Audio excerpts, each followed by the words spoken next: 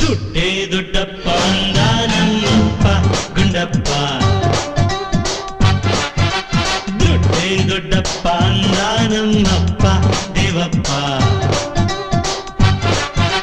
ದುಡ್ಡಿಲ್ದೆ ಏನೂ ಇಲ್ಲ ಅಂದ ನರಸಿಂಹಪ್ಪ, ದುಡ್ಡಿದ್ರೆ ಎಲ್ಲ ಇದ್ದಂಗೆ ಅಂದ ಅರಸಪ್ಪ.